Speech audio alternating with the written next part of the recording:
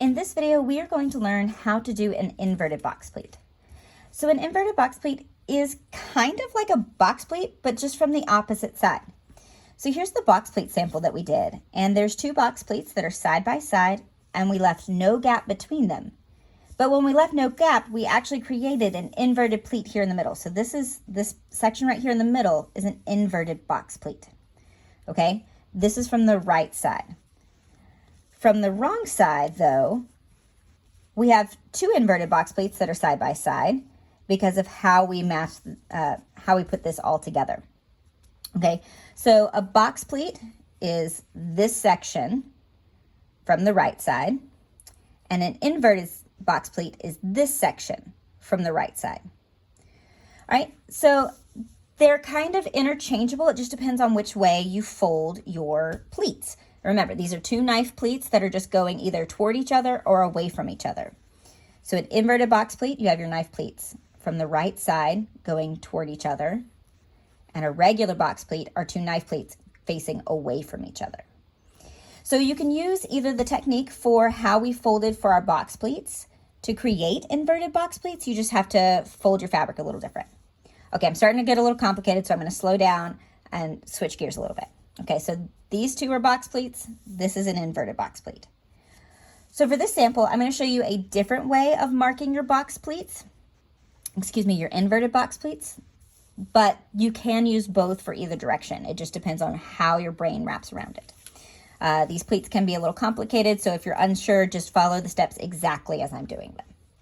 All right, I have already marked my stitch line, and I found my center point, because what I want to do on this one, just so for a different demonstration, is I'm going to create two inverted box pleats, but I want a space between them. And I want that space between them to land right here in the middle of my sample. So I've done this center mark with a Fix-On pen so that I can remove it later, so that visually it doesn't get confusing for you later. Okay, so here is how we do the math for inverted box pleats. We start with the same kind of calculation, whether or not how deep you want your box pleat. So on regular box pleats, the depth is how wide across it is.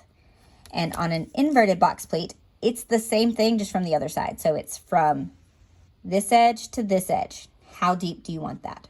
Okay, so it's a little harder to visualize on an inverted box pleat, but it's the same measurement basically.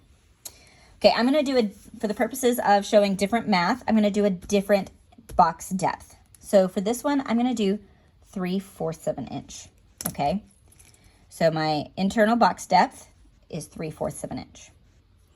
So to figure out how much total I need for an inverted box pleat, I'm going to take my internal box depth and multiply it by 3. And that's the total I need. I need 2¼ inches total to create one box pleat that is 3/4 of an inch deep. Okay, so how do I mark that out? So first of all, I need to know for this one, I am creating space between them. So I need the total amount needed plus my space equals how I mark it. So I need 2¼ inches total for one box pleat and 1 inch between them. Okay, so here's how I'm going to do that. I'm going to do all of this with a Fix-On pen in case I mess it up, then I can come back. Inverted box pleats for me take a little bit more to wrap my head around. I know they're just box pleats going the other way, but normally for myself, I actually do the regular box pleat markings for an inverted box pleat, and then I just know mentally to flip which direction I've put them together. But I'm going to show you a different method in case this one makes more sense. All right, so I want to have a 1 inch space that starts right here.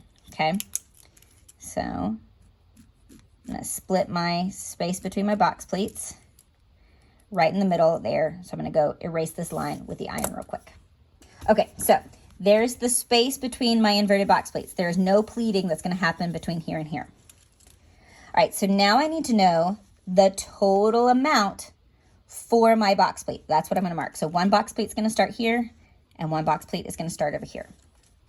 So I needed a total of 2¼ inches. So I'm going to make a mark there. That's my 2¼ inches. I'm going to do the same thing over here. 2¼ All right, so my pleat is gonna fall into this space. I'm going to, so this was multiplied by 3, so I'm gonna split this into thirds, which equals my internal box depth. So 3/4 of an inch, and then another 3/4 of an inch.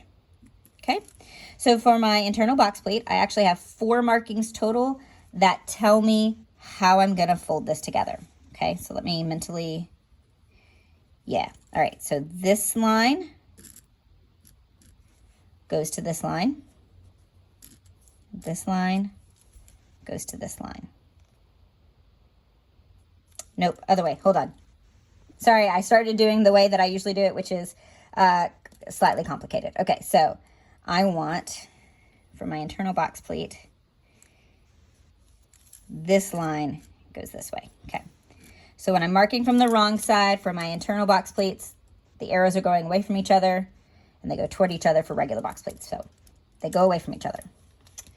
All right, so I need to mark, this is the total needed for one pleat. I'm gonna split this into thirds, which is 3/4 of an inch, because that's my internal box pleat depth. And then tell myself which way I'm folding these pleats. Okay, so now that I've got that in place, I'm gonna draw this in with pencil. Okay. Draw all my lines all the way down.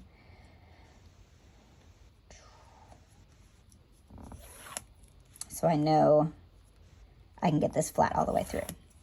You can also, with pleats, you don't have to mark these lines all the way down your garment. You may want the pleat to just exist right at the seam line and not really any further down, in which case you would just draw the lines for how far down the garment you want those lines to go. There we go. All right, so I got all my lines. I have my arrows. I'm gonna do these arrows in pencil now so that they don't iron away, because I was using my Fixon pen. Okay, so arrows are going away from each other. This is the spacing. This line goes to this line. You could even actually make your arrows touch which line is connecting. Okay, let's take this to the iron and I'll show you how this pleats together. Okay, we're at the ironing board. We're ready to press in these inverted pleats. Now, before I do that, I want to mark right here in the middle where my gap is that this is the wrong side. All of these markings are from the wrong side to create inverted pleats from the opposite side. Because an inverted box pleat is just the opposite of a box pleat, as we fold this together, we're gonna see regular box pleats from this side. So this is where that whole, you can kind of use these lines interchangeably, comes into play. It just depends on how visually this works for you and thinking of the right side and the wrong side. Okay, so I'm gonna start over here. Take this line, follow my arrow, and pleat it towards the other line. This is a much smaller box pleat than what I was doing before, so it gets kind of delicate. All right. So I'm gonna go ahead and put a pin in this so I don't lose this pleat as I go. And I'm actually gonna go ahead and put a pleat in the top and the bottom, just because this one's really delicate because it's a little bit smaller and I don't want to lose this nice pleat. Okay, so now the next one I'm going to do is this one. This arrow tells me I'm going, this line meets to that line. Okay, so you're starting to see from the wrong side what we've created is a box pleat. Once I get this pressed and pinned, I'll show you what it looks like from the right side, and you'll see that we've created an inverted box pleat. So you could honestly, for both of these methods, draw it exactly the same. Just know which side of the fabric you're folding these lines on, okay? Because you could create a box pleat from the other side by taking these lines and going the other way. So, but there we go. So this is on the wrong side, it has created a box pleat. On the right side, it has created an inverted box pleat. I got my line off just a little bit right here. Move that over. Okay, there we go. That's better. All right, so now we're gonna end up with a space between here and here. That's the goal.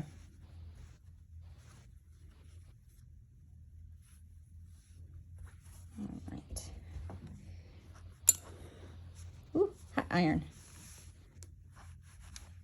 Hindsight, I should have started on this side and worked this way because I'm right-handed, so my iron is coming from the right.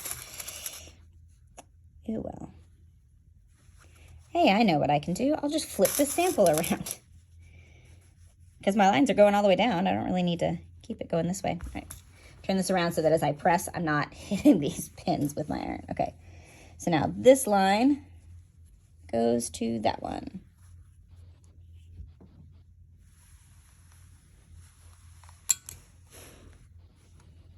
Okay, so on the wrong side, we've created 2 box pleats that have a gap between them.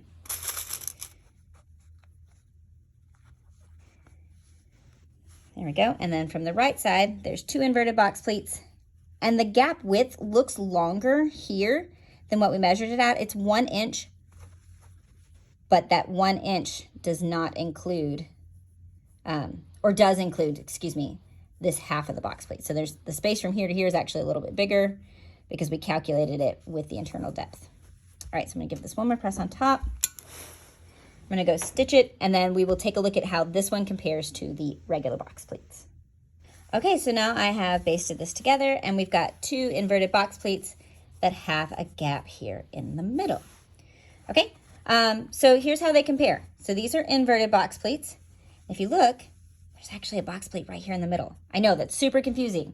Box pleats and inverted box pleats are just the opposites of each other. It just depends on which side you have your knife pleats going towards each other.